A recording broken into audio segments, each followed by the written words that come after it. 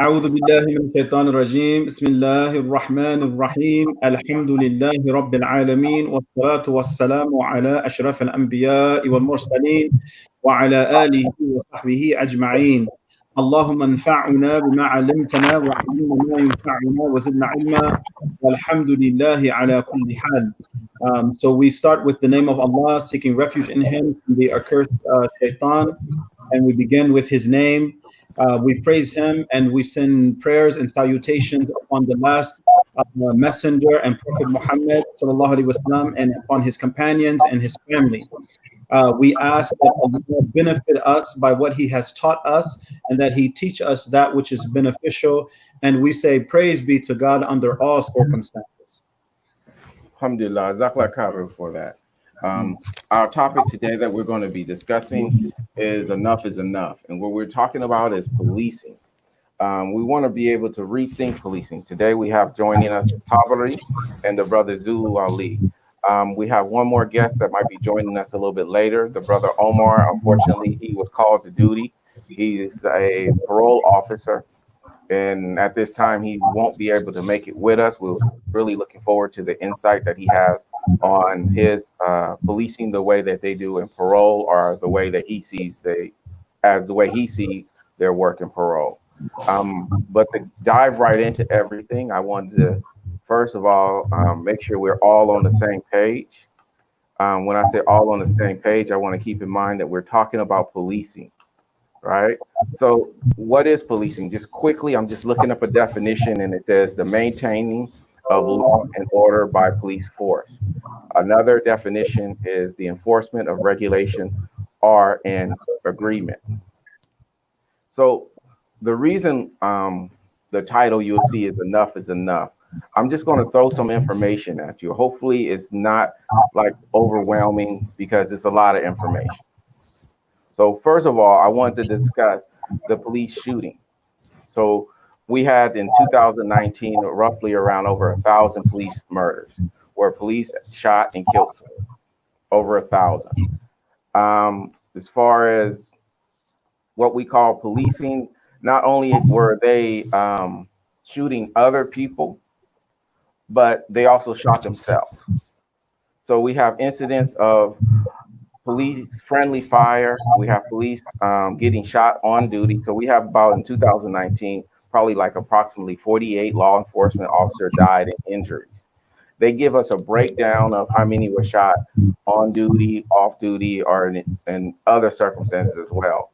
Another statistic is 41 of the law officers were shot on occasion on duty by friendly fire, as they were called.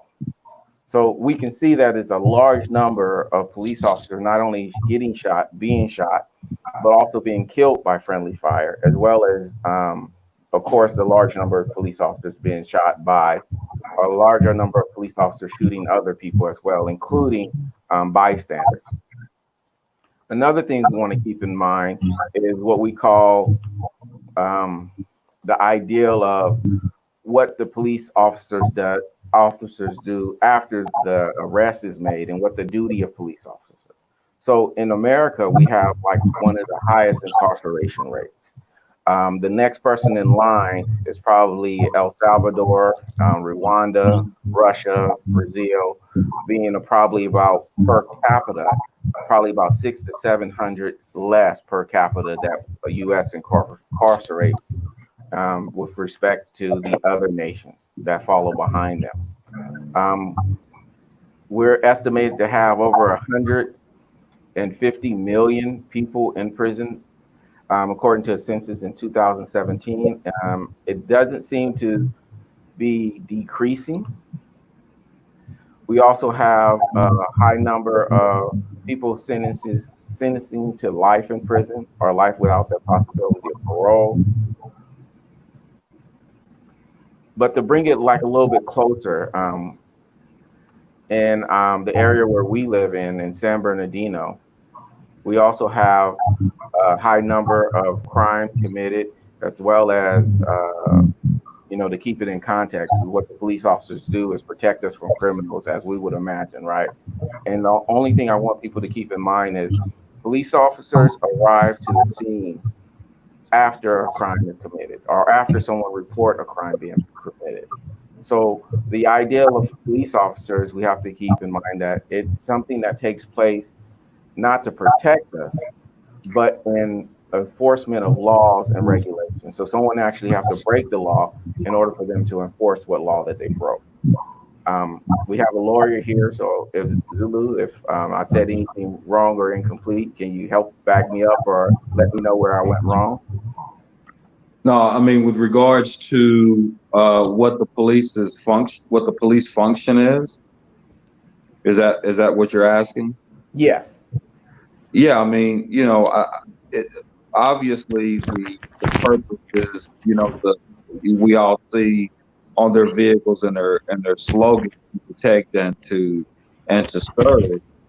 So yeah, I mean the primary function is to maintain peace and the theory is to maintain peace and order, and obviously that involves in many ways. It may involve allegations of criminal offenses, violation of statutes and ordinances, and it also could involve issues that may not necessarily fall within the realm, but it could be just calls for services that are not necessarily violations of some sort of violent crime. In fact, most police cases or police responses are not in response to anything that's violent. And I think that's kind of where the issue is with law enforcement, is that in many cases, the response may be to something that would be not criminal in nature, but because they're really ill-equipped to handle matters that are non-violent, because they are more or less trained to be more or less like a paramilitary organization.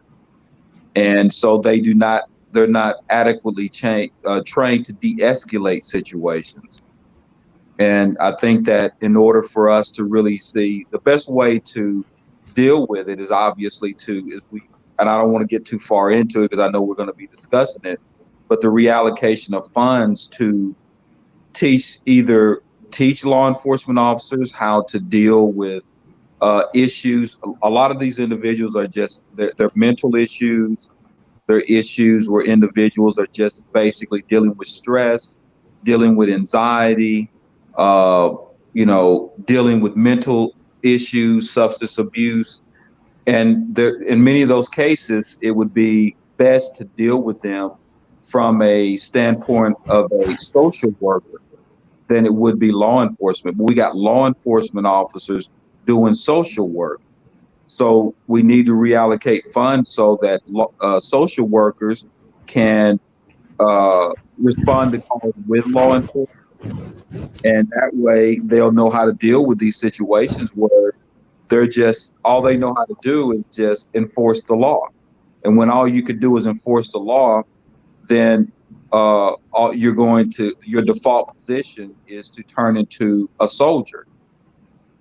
And we need to reallocate and rethink policing in our society so that we can deal with these people who do not need to go to jail. They just need help. But we're using soldiers to deal with social problems. And I mean, I think in the final analysis, that's really it. I mean, a lot of these people that we see we see people calling the police, and then the police end up shooting the people that are calling them, just simply because they don't know how to assess the situation, where it could have just been a situation where someone needs they need to call a crisis center. They need maybe a referral to a situation where they can, maybe substance abuse. I mean, and until we deal with things that way and understand that police officers are not social workers or need to be retrained to be social workers and learn how to de-escalate situations, and sometimes they make them worse. Sometimes all they need to do is just talk to the individual. A person who's stressed out, they're having an argument with a neighbor, having an argument with a family member or a friend. They're maybe they're unemployed, they're dealing with a lot, and all they need is somebody to talk to. But it goes from, having an issue or having just a problem and being stressed out to losing your life. And, we just need to rethink our policing in our society. I mean, that's ultimately the problem. And I always tell people that, I was a police officer for 14 years, and I got out of the Marine Corps, and 3 months later I was in a police academy, and it was just like being in the Marine Corps. They didn't teach me any academic training. They didn't teach me how to deal with people. It was like a mini boot camp. And so I think we need to stop training them as paramilitary forces. I mean, because it's like when they go into our communities, it's like a military force invading our community, because that's how they, as they say in the streets, I mean, that's how they get down. But we really need to rethink the way that we're doing law enforcement and train these officers how to de-escalate and how to relate to human beings. Because, most of it is that they're just disrespectful. If you respect people, when I was a law enforcement officer, all I did is respect people, and I never really had a problem. That's all people want. I mean, just to hear them out, that's all they need. And if you go in there and but it's like lighting, putting a light on gas. You should be the peacemaker. You should be able to go between two people or in a situation and calm the situation. But sometimes, as we've been seeing, we have civilians that actually are more apt to deal with conflict than our own law enforcement. So they have no conflict resolution skills at all, many of them. And so, that's the longest short of it. I'm sorry I talked. No, it's perfectly fine. I was going to have Podbury actually give us a little Islamic history on how do we view, maybe not really in that context, policing, but how do we keep social order, or do we have any historical narrative that help us understand social order in the Islamic context? Yeah, I don't want to use like a lot of jargon that may put people off, or go into too much history. But the first thing is the very, very first thing that the way Muslims and Islamic civilization looks at policing is, first and foremost, that we are spiritual beings. This is the most important principle, that we are spiritual beings. Who happen to be in this body, not that we have a body that happens to have a soul. And this plays out, in the whole society being called to be faithful. And the whole society is being called to be God conscious, including the judges, the police officers, and even the people who prosecute for those crimes. There's a verse in the Quran where Allah is bringing this understanding out, where it basically says, "Will you enjoin, righteousness upon people and then forget about yourselves?" All right. And this can be understood to mean two things. Number one, avoidance of corruption. In other words, where you're pointing the finger at everybody else, saying, "No, you have to be upright citizens, you have to do the right thing, be upstanding." But the people who are called on to enforce those laws, such as the police officers, the district attorney, the judges, and the people who make the laws, right? They are the first ones to break what they are trying to establish. Okay, and this is so, and then there's other principles throughout statements of the Prophet Muhammad, where he says to the judges, "Do not issue a judgment when you are angry."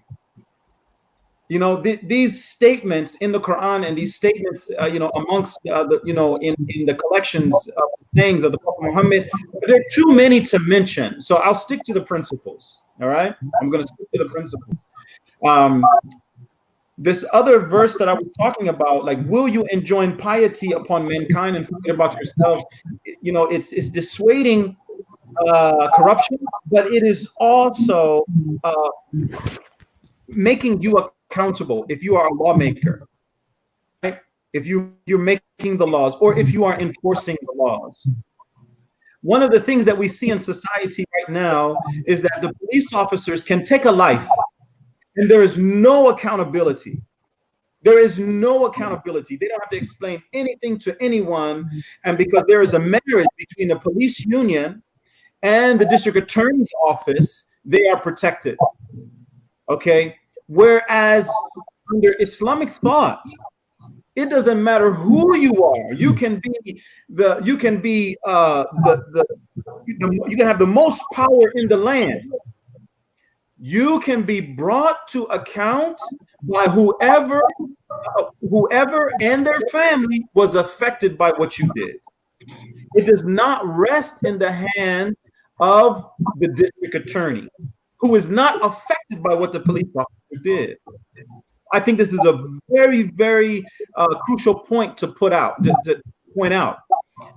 is that, you know, and I think that, you know, I think that we're starting to kind of think about that now, you know, within, you know, different communities across the country with these restorative justice models, you know, where people who, you know, they have committed a crime, they have to give an account and they have to be accountable to those that they affected. You know, in Islamic law, this is called qisas. It is the right of retribution, which you don't give up. It's to make things easier, to make things simple. If you kill my brother, if you kill my mother, it is up to me to say, oh, I forgive you, or I want the same justice to fall upon your head. Even though I'm not the one who carries it out, I am the one who says whether or not the prosecution goes forward. So this is a type of restorative justice model. This is one way, you know, where you have a chance to talk to the perpetrator of the crime. You have to say, what were you thinking? What were you going through? What happened? How did my mother end up your victim? Whereas in the way that it is right now, in our justice system, is that it's completely taken out of the hands of the ones who are most affected by these crimes.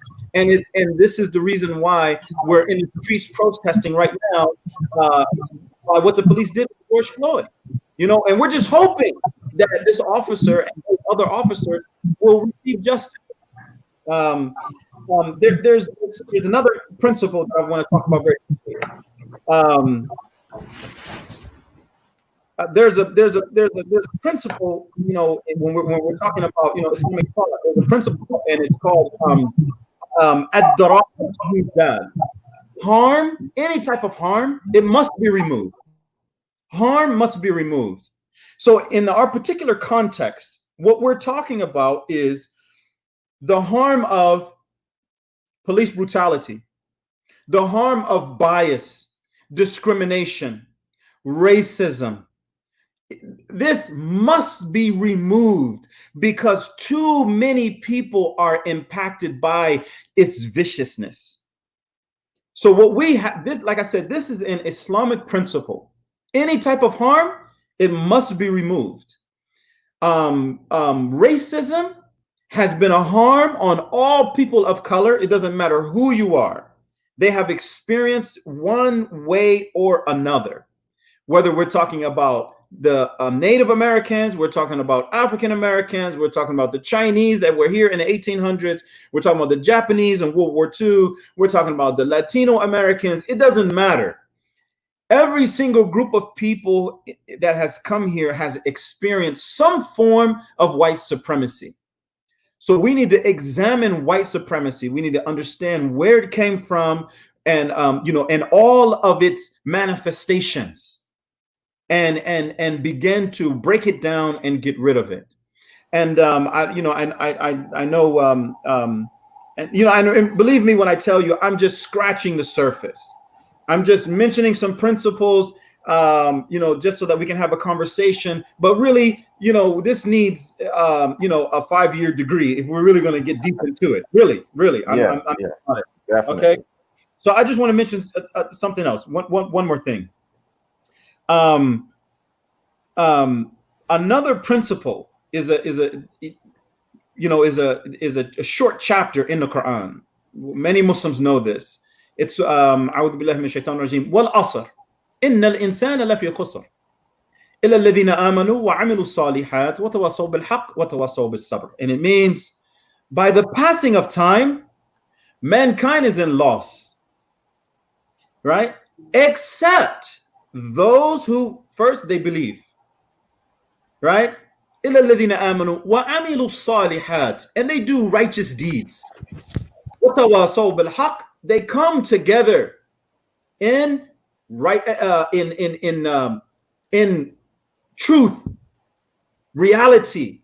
وتواصوا بالحق وتواصوا بالصبر, and they have this mutual encouragement of being patient.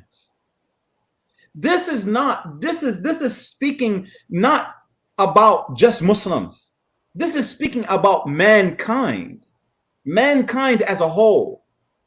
We have to come together in that which is true, that which is correct, that which is upright, and we have to constantly remind each other, when we go forward with seeking justice, we have to be patient. We have to be patient. Last thing I'm going to say.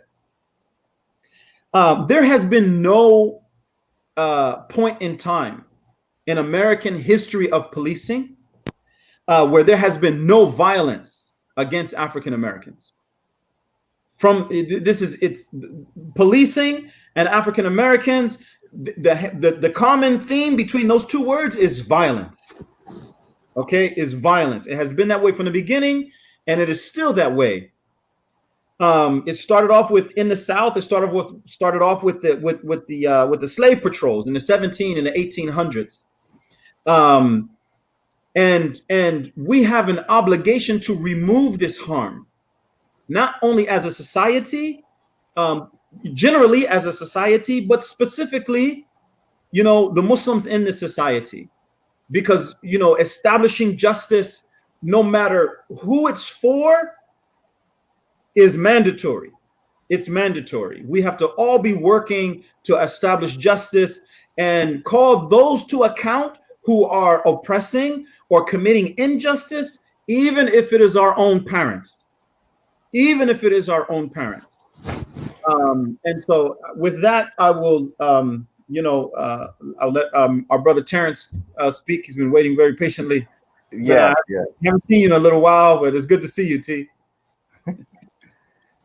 Yes, Terrence, please. Hey. I want to do a quick introduction for you because along the platform, we had a couple of people here, the brother Zulu Ali, and he was making a point, and this goes cross right into the kind of work you was doing with HEAT and with ICUC about what do community, what is defunding policing look like to you or to the organization you work for? And what is your understanding of policing today as well? So I gave you twofold questions, and it's a little more complicated because we're diving right in right now. Go ahead. Yeah. Okay. So that's two questions. Yeah. Defunding the police. I think it's a good start, but I think we should be trying to defund the whole criminal justice system. I feel like the police department is only one thing, but I think, prison spending. It took our state from being number 1 in education to number 50, 48, some kind of low number and stuff like that.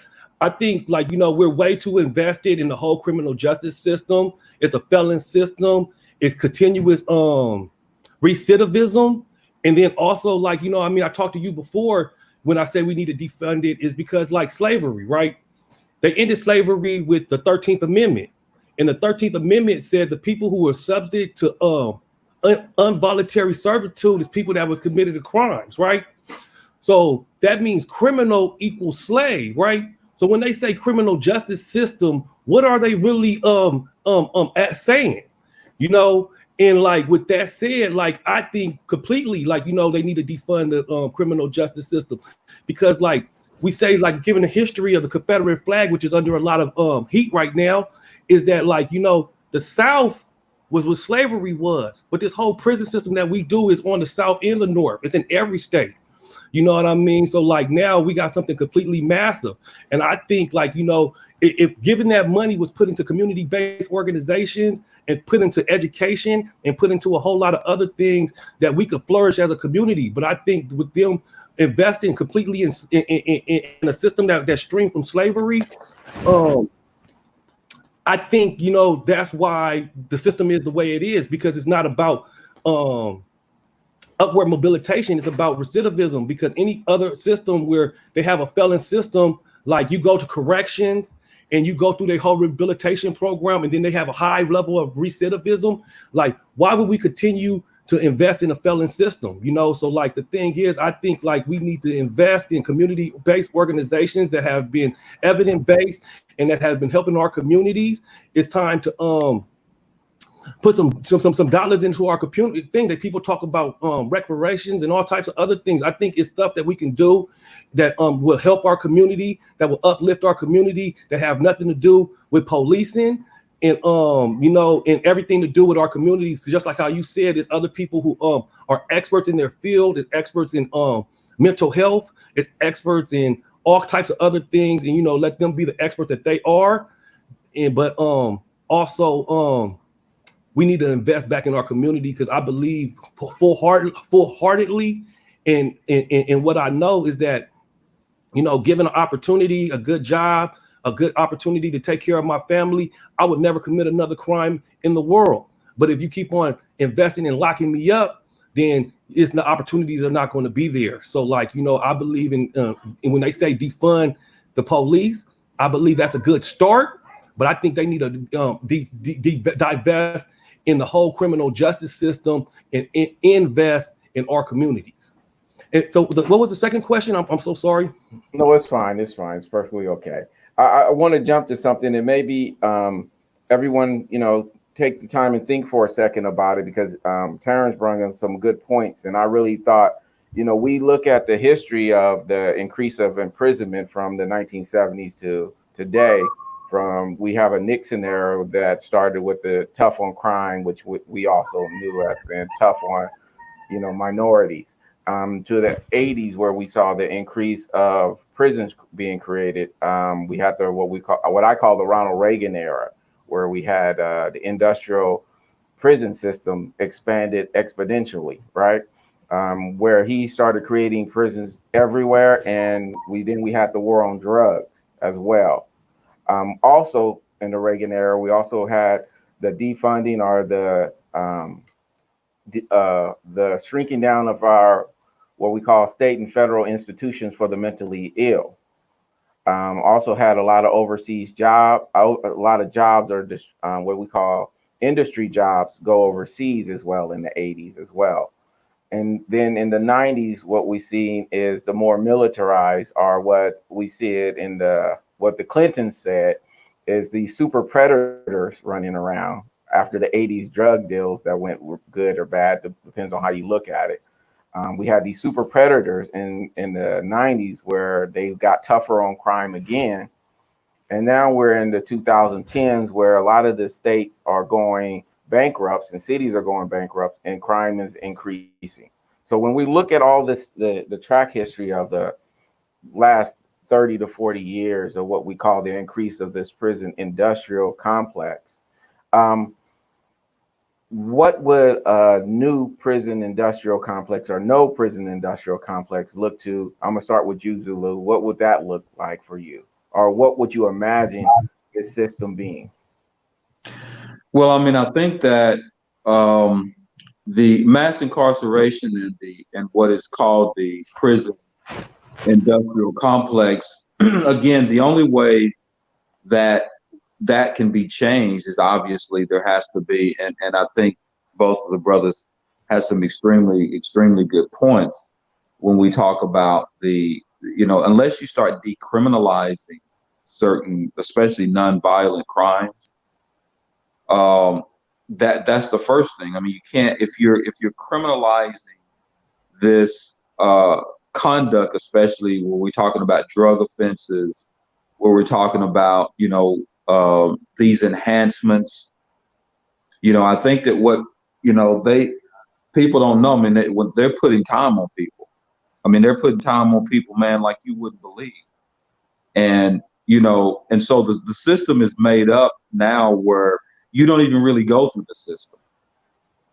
You just have to get charged. And it's made, that's why we're talking about what 98%, the average of the amount of individuals who actually take plea deals, whether they're guilty or innocent, just simply because they don't want to go in front of a jury because of the exposure. So they play games like, and prosecutors are pros at it. So, you get, someone says they saw you in an area and they think you might have had a gun. Well, they'll say, well, you know what, we'll offer you a low term for 2 years. But if you don't take the deal by the time we go to the preliminary hearing, I'm going to put that gun enhancement on you. So then you're going to look at 12 years, right? That is the routine. And when you have somebody that doesn't have money to fight, to post bail, and you're sitting inside of a jail cell, you just, and they tell you can get out, and then then they set you up. I wish Brother Omar was here, because then what happens? Then you take the deal, you get put on formal probation. That's another game. Because once they get you in that system, you can't get out of it, because you know how easy it is to violate people. And so it's just like this never ending cycle. So, and I'm glad that you brothers talk about not let, you got, both of you said something that's extremely important, and I've been preaching it and I've been preaching it and I've been preaching it. It's not just the police. If you're just focusing on the police, you got to, it's like if you look at the criminal justice system as a machine, the police is just a product, right? The machine is, like the brother said, the prosecutors, the judges, the prisons, that's the machine. And so I hope that as we go forward, that they listen to these brothers, because that is it. When we should start talking about policing, and that's what Terrence said, that it's not just the police, that it's actually the entire system. And this other brother was talking about, Brother Tabari was talking about the issue of, he talked about judges. He also brought up the issue about the prosecutors. And it's refreshing to hear that, because I've been talking about that. I said, you got to understand, the reason that the police do what they do is, like he said, the prosecutors give them carte blanche to do whatever they want to, right? So they're kind of like if the prosecutor and the judges were, just imagine this, the same type of individual that put his knee on George Floyd's neck. Do you think he just works in police departments? They're prosecutors that are like that. They're judges that are like that. And if you start looking at the system and the lawmakers, and I'm glad you brought that up, it's the lawmakers too. And really, that's the most important thing, because how are you going to stop mass incarceration unless you begin to start decriminalizing some of this stuff? And as long as you criminalize drugs and they're making new laws every day because they don't know how to deal with social issues. So now what they do is the police just go out and they snatch these individuals and put them in jail. So a state that's not a police state is a system that focuses primarily on violent crime. That's the start. Because if you're criminalizing everything, right, then basically law enforcement officers, it just gives them more tools to charge you. I think they need to check this whole enhancement thing, because that's how you got these brothers that are getting double digits. And man, I wish I could tell you how many of these brothers are getting double digits for nothing. for a little bit of nothing. We're talking about things that should be misdemeanors, but they're going to go for it, and they're going to try to give you as much time as possible. And that's and what our community needs to start, and what we need to really start dealing with, if you really want to see, because I do a whole lot of trials, man, we need to have more of us on the juries. When the brother was talking about, taking charge of your own community, the people who are being affected by it. I've been in Inglewood, I've been in Compton in trials where there's no black people on the jury pool. How is that even possible? How can you be in Compton and Inglewood and there's no black people on the jury? You're policing in these communities, and the people that you're policing aren't even on the juries that can make a decision about what goes on in their own communities. And that is a huge problem. Do you think that if you get a fair jury, if you get people in our own communities, how many brothers do you think are going to start going to trial? Right? I was in a trial in Inglewood one day. They offered the brother a deal. And when the jury came in, he leaned over and said, "Hey, man, is that deal still on the table?" Because he seen what was coming in there. There was nobody that looked like him. They ain't going to listen to you.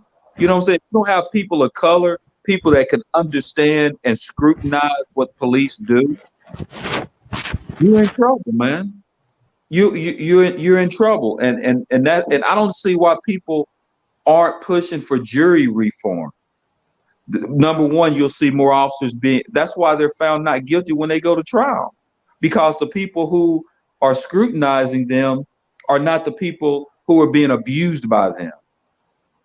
The same thing with these brothers, that they're, have law enforcement officers that aren't doing the things that they're supposed to do when they're carrying out their duties. There's people going to scrutinize it. Trust me, if you have a diverse jury with a number of African Americans on the jury, and Native Americans and Latin Americans and these types of individuals, that should be mandatory. That's a jury of your peers, right?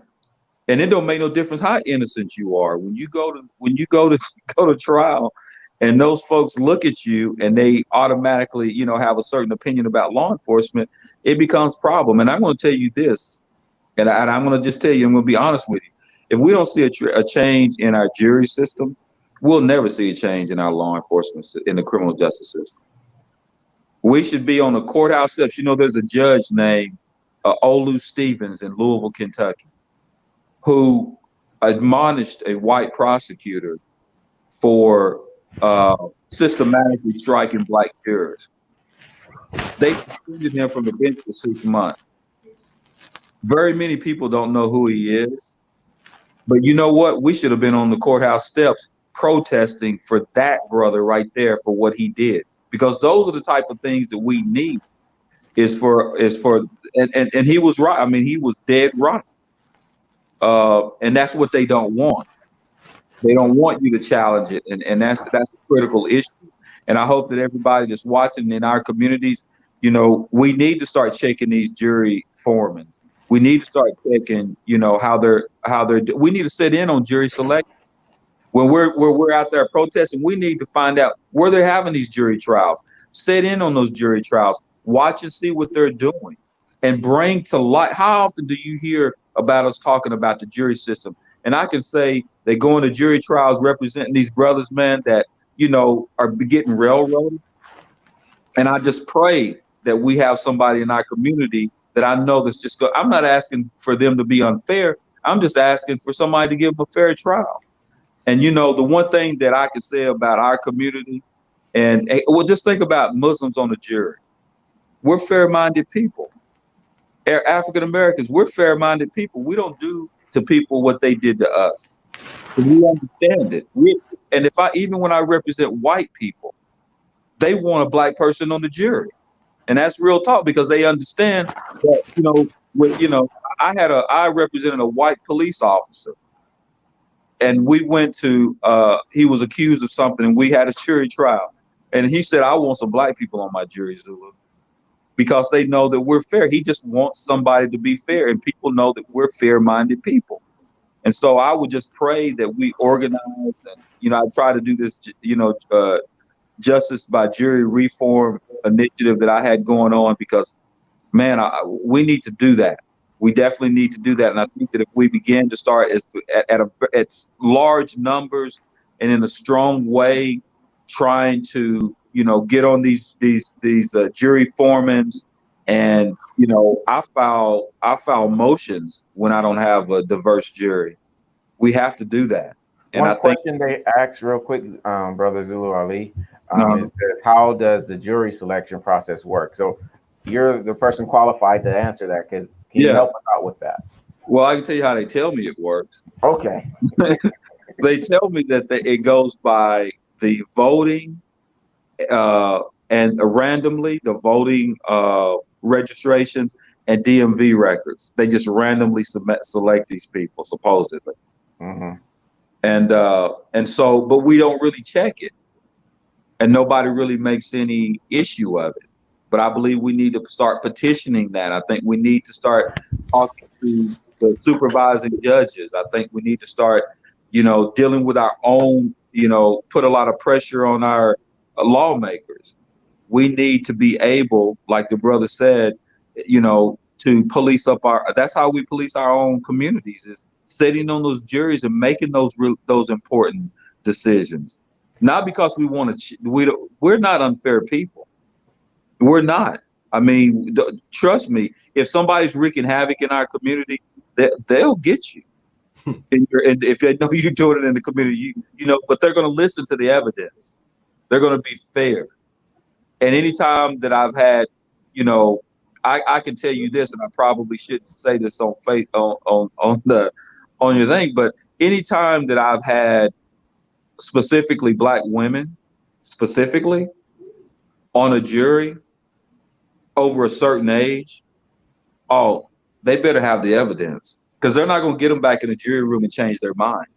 They're not going to do that. They're going to make sure they'll hold out, and they'll let you know, I want to make that prosecutor work. And that's what we need. That's all I want. I just want somebody to make that prosecutor work and put on the evidence and show them beyond a reasonable doubt that and scrutinize the police. Because, some people, if you ain't got no problem, that think that the police never do anything wrong, that if you're sitting in that defendant's chair, you did something. And so, man, we probably can talk about that. The wrong, we got police officers that are gang members, not other gang members, but the whole police force. Right. I think it was a Linwood police force, Hawks or Eagles or something. And then we have a lot of police misconduct in LA that come into light. Those incidents of police. Go ahead. Right now, they got a big scandal right now just about the gang database that he was talking about, by putting people on the gang database that don't even belong there. You know what I mean? So, just right now, while you're speaking about it and you talk about the railroad, how people being railroaded because of this whole system, and they find out that it's not even true, and that we're getting all these football numbers and they ain't even part of no gang, and they just been put on this gang database, and they're finding officers right now, that going to have to go to court. It's a big scandal jumping off right now as we speak, and on the news all week, and then I think you brought up a gang of good points, man. It's the, oh my gosh, you know what I mean? From everything from tough on crime legislation. We even have something on the ballot coming up this year that's going to make tough on crime legislation. And we fought to reduce some low entry level felonies through Prop 47 to misdemeanors. And they're coming after that. And you know what I mean? And it's going to be on the thing, and it's led by a Democrat. You know what I mean? So the tough on crime legislation is going to be led by a Democrat, and this is the constant way that they bamboozle us over and over and over again, and it's time for people to wake up, So I respect everything that you said, because the collateral consequences of criminal conviction is, like you said, it keeps a lot of levels of peonage, keep us at a lot of level of peonage. Once you got something on your record, like you said, it don't leave.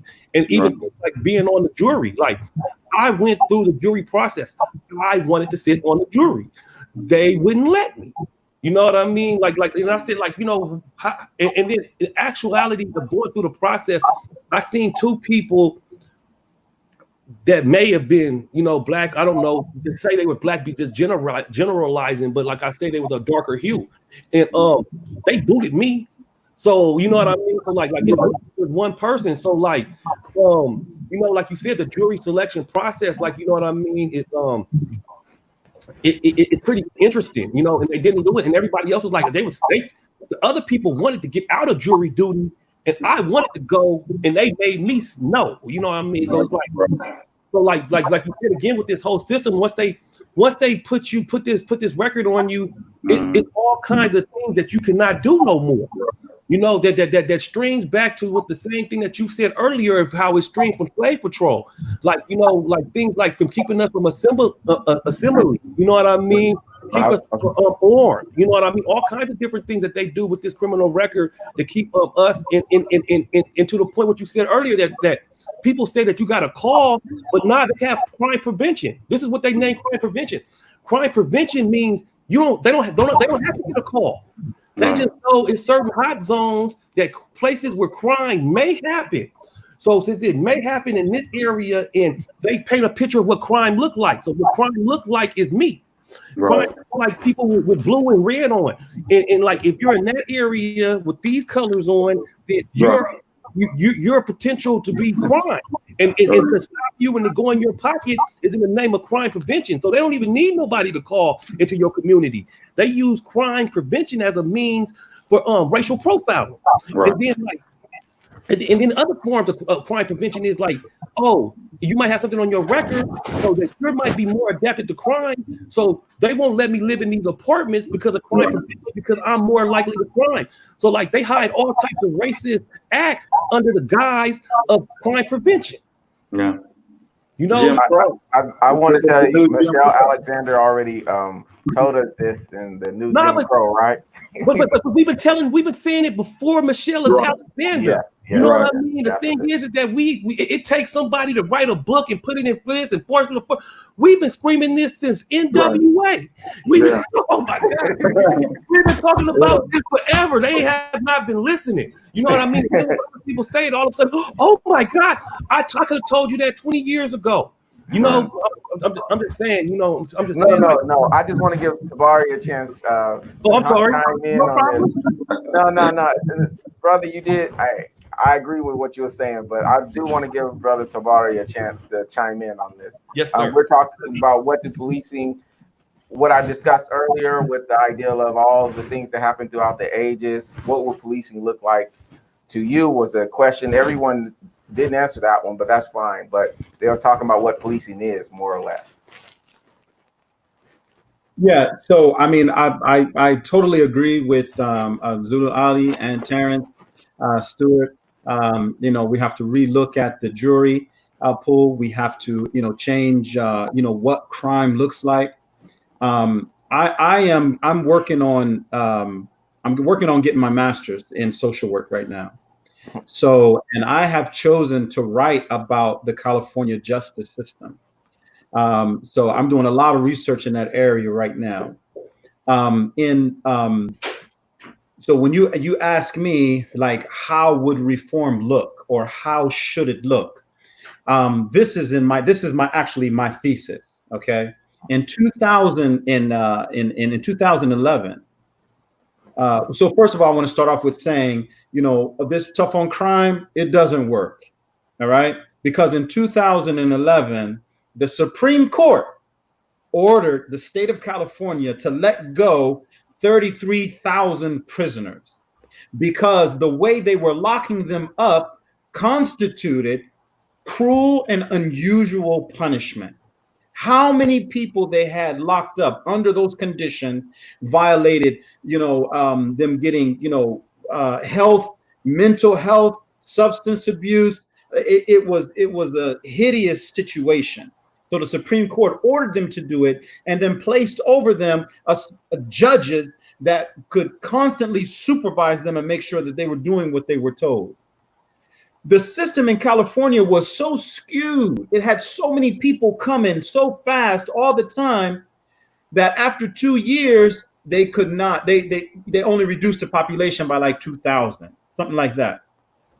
So the federal system cracked down on California again. California had to go to the drawing board. They had to go back to the drawing board. They had to do exactly what we're talking about. They had to lessen crime. They had to say, okay, these crimes right here, if they're not violent, we're not making them felonies. Okay. And they had to shift their money to more community-based organizations. So this is my thesis. This is just part of the equation, but this is what I want to focus on. 80% of people who are incarcerated for long periods of time can be classified as having some type of substance use disorder. More than 60% of those who are incarcerated have experienced some type of traumatic event in their life that is directly related to their incarceration. So my thesis is this: from the time that somebody is arrested and they're going through the criminal justice process, from when they're arrested, while they're in the county, if they happen to go and be actually incarcerated in the prison system, and when they're released to come home, it should be the state's duty to provide them with substance abuse treatment and mental health treatment. Okay, because this is part of the root cause of recidivism. All right, so the sending social workers out into the field, every state is starting to consider this now. All right, it's a social ill. Let the social workers deal with it. Don't send in the military troops. All right, if they happen to be taken into custody, immediately assign them some type of worker that can evaluate. Is he a criminal, or does he just need trauma counseling? When he gets to prison, give him all the different type of anger management, life skill programs, and everything, that all the help that he did not get, or that she didn't get, that got her into that situation. Give her the help so that she never has to go through it again. All right. When somebody is getting ready to come home, give them substance abuse treatment. Especially like if it's some type of drug possession or drug use or something like that. Give them substance abuse treatment. Give them some type of counseling and trauma counseling, trauma therapy, and connect it in the same way that you penalize people because they get out and they get high. How about cutting their sentence? If they graduate from that traumatic that traumatic counseling session or sessions. All right. So this is actually my thesis that I'm working on right now. I'm saying, you want to cut recidivism, start with what we know and start with what we can do right now. We can do this right now. California has the budget, as they're, shutting down prisons, and they're shutting down, how many people they want to send to the prison system. Use this traumatic, use therapy as a tool for reducing recidivism. This is something that we can do right now. It's something that we have the budget for, but it's going to take being, firm with the police that have an appetite for bloated budgets. Okay, bloated budgets. Slash their budget, give it to the mental health workers, and let them do their work. Let them become therapists. Let them, set up mentoring programs. Now California has to do it. They've been forced to do it. And so I'm actually just writing this paper, to contribute to the literature that, will hopefully help to solve the problem. And like I said, that's just part of the problem, because I'm going to be, a social worker, and I'm going to actually be doing, mental health services you know, I wanted to do research in an area where I could be the most impactful, you know, so that when I'm actually out in the field, you know, I know exactly who I'm dealing with. I know exactly how it should impact, you know, my everybody that I come into contact with that has any experience, they've been impacted by the criminal justice system in California. Thank you. We only have like a 5-10 more minutes left, but I did want to touch on something that everyone mentioned, probably a little brief mentioning of it. And we know that for African Americans, we're on both sides of it, from being the police officers and from being those who are most likely affected by being policed or over policed. But one thing I want to keep in mind is that when they created this prison industrial complex in the 80s and when they expanded it in the 80s, one of the things that they made sure to do is create jobs that was leaving this country. Now, when we're talking about reform, social issues like employment becomes primary, right? Like Terrence said earlier, he said, if you want to give me a problem, I wouldn't have a problem if I had a job, right? You know, if I wouldn't get in trouble if I was working. So with that in mind, what kind of social programs, not just employment, like you were talking about mental health and other things, what kind of social instruments you think should be coming? And you touched on it already. So real briefly, Zulu, what kind of social instruments, once we talk about defunding this institution of policing, what kind of instruments do you think we should be putting in our society to actually make a real impact? What I honestly want to do in the community and the things that I kind of focus on is I like to try to give a lot of information because I want to see our people get into business. Mm-hmm. I think that's really important. You know, I think that we need to personally and something that I kind of grew up with is focusing on, you know, creating businesses in our communities and trying to create an economic base where, you know, we have a lot of money in our communities. We don't always spend money in our communities, but we have a whole lot of money in our communities. And I think that we should take an opportunity. You know, employment is good. I mean, I'm not, you know, but I do want to stress, especially to younger people, we're seeing more of our younger people getting into business. But I think that's really important that we focus on encouraging young men like at our Stop and Frisk that we do, you know, and I get an opportunity to talk to young men, you know, I do encourage them to think being an entrepreneur. I want to see more of our people be, you know, I believe in social entrepreneurship and not only, you know, establishing businesses, but creating businesses that's going to help provide a better base for our own community. You know, because if you're talking about employment, then, you know, I mean, I'm not wanting to see our folks go somewhere else across the tracks to work for people who own businesses. I want us to start working for each other and establishing establishing businesses in our community. And I'm always, that's, you know, like I always, you know, say, my mother used to always say, I want to teach you how to be a boss.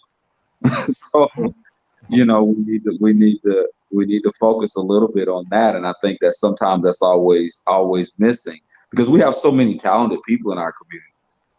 So talented. And we talk about these nonviolent things that people just think about the business savvy that we have. I mean, these brothers that are in prison, just imagine if they were able to use, you know, that entrepreneurial mind. And I mean, some brilliant minds. We're talking about, I know cats making big bank, doing things that they shouldn't be doing, but focusing on doing the things that, you know, legitimate businesses and providing opportunities for us. Because I'm tired of asking other people to give out my people's jobs. I want to be able to give my people jobs. I want to be able to establish businesses so that we can employ our own people and, you know, recycle the dollar in our own communities. And I think that's really important. And I'm always pushing for that. Employment's good, but let's talk about being a boss too. and that's kind of, you know, my focus. Yeah, definitely. We're gonna go to Tavari. The question was the same. Social issues. What do you think we can bring to the table to once we talk about defunding or doing something with this institution of policing, whether it's incarceration or policing on the streets? Okay, so two things come to mind immediately. Number one, we have all over the country, the laws are changing, and especially it's compounded with the COVID situation. We got a lot of brothers and sisters that they've been gone for a long time, and they're coming home. And I think that they should be involved in all of the different community-based organizations so that they can contribute their learned wisdom with this contact with the system. Like Zulu Ali said, we have geniuses that are incarcerated. Now, what if we gave them positions? And there's organizations that are doing it, like Homeboy Industries and ARC, downtown, different Volunteers of America. There's organizations that they recognize that you have a resource that's incarcerated. So I think that's the first thing. We have to figure out a way of creating these pipelines that's coming from the prison back into the community in a positive way. Okay. Like I said, through all the time that they've done, 10 years, 20 years, sometimes 30 years, they've got something to say. They've got something to contribute. And we got a whole generation of youth who missed out on that wisdom. Give them an opportunity to give back. And I think you'll see something miraculous happen. Number two, I would say, there's I know of an organization. It's an app. Me and the company that I work for Taba Foundation. We help to educate people who are incarcerated, giving them life skills, and we help with the entry.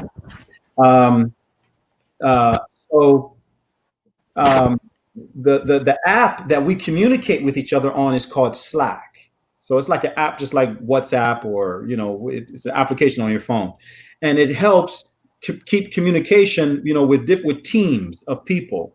One of the things that they're doing is they go into the prisons and they're teaching the brothers and sisters who are incarcerated. They teach them coding because there is a lack of people of color, in the technology field, right? So they're going in and they're saying, "Wow, this is a totally new resource.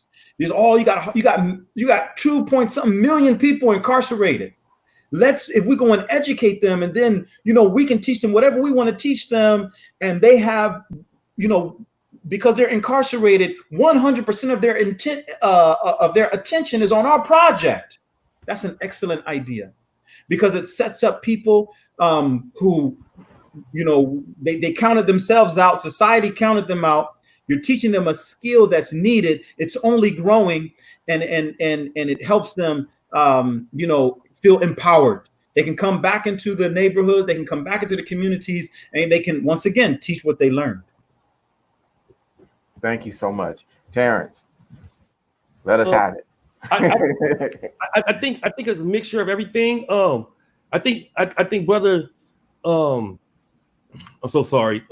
Tabari, he highlighted something earlier. He said like some type of pipeline. So like before you even like at least like you can start looking at like 6 months before somebody go back to the street, we could start trying to create some type of plan. Because like this is the question that I ask myself over and over again. Like to live in California, it pretty much costs, you got to make over like $4,000 a month. And how do you get to the point where you get $200 gate money to the point where you're making over $4,000 a month? You know what I mean? So like understanding that like it costs a lot and under this stuff to California, like let's start to create a pipeline, understanding that you're only going to get out with $200, but you need to make at least $4,000 to get paid. And if we to live, and if we had like some type of pipeline to the point where you could get out and you could step your way all the way up to like survival, or even like you said, job, like we creating our own jobs or something, you know what I mean? But like some type of plan where we could step our way through and get it there. And then also like, you know, like with the ban the box type of jobs, right? It's like he said, we're very skilled, right? So like I could be a master in welding, right? And I'm just using this as an example. But because of my criminal record, they'll hire somebody who has way less skills than me, you know? And I feel like with that type of mentality, it puts us as America behind, because you could put the better skilled person in play, but you don't. You rather put somebody else because of past mistake. And like you said, a lot of them times, like, you know, they might not even be violent or nothing else. It's just keeping people in a position of peonage. You know what I mean? So like, you know, I think if you have the skills to pay the bills, let that be the deal. Thank you so much. And I want to thank all the guests that was here today and the people who are viewing us today. Once again, I want to make sure everybody understand that when we say enough is enough, we want to come up with plans to organize, to create solutions to the problems of our society. So our initiative has been around for about 12 years now, doing this, trying to engage the community to create a better world for the world that we live in. Keep in mind, no matter how you think of the world, you're there in it. So if it's a negative world, it's your job to make it better. If it's a positive world, it's your job to live in it and enjoy it. So make it positive so we can enjoy it all together. Thank you once again. Assalamu alaikum, everyone.